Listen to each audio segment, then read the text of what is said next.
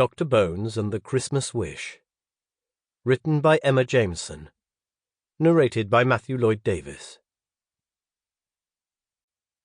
Chapter 1.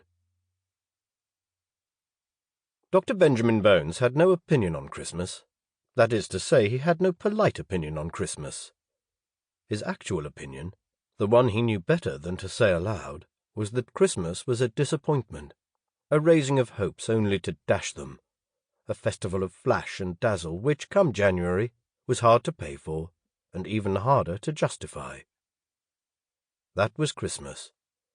Disappointment with a price tag. It didn't help that Cornwall, famously temperate compared to the rest of England, had turned bitterly cold, or that the cold made his recently injured left leg ache in the morning and throb all night, or that the woman who'd been right in front of him, the woman he'd found himself falling in love with, could never be his.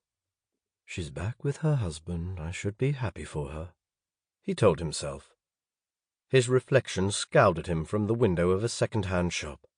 His coat collar was turned up, his red scarf double-wrapped, his fedora pulled low.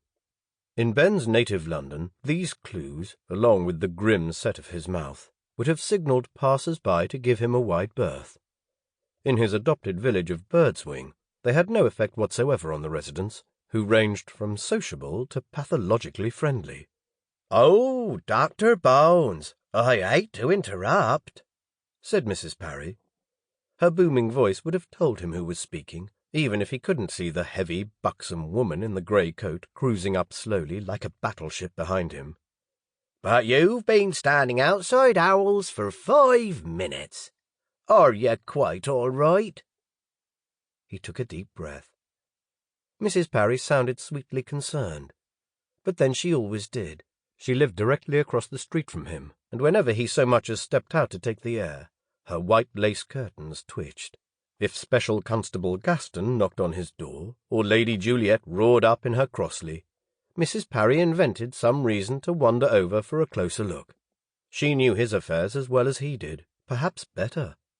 For a moment Ben was tempted to say so, but looking into her face he just couldn't. Mrs. Parry was a nosy Parker of the first degree, but that didn't make her concern for him any less genuine. Her gaze was soft, the corners of her mouth turned up hopefully. Her son had been killed in the Great War, both her daughters had married and gone away. A young widower like Ben triggered both her instinct to snoop and her desire to nurture. "Has it been 5 minutes? I didn't notice. Hello, Mrs. Parry." Sample complete. Ready to continue?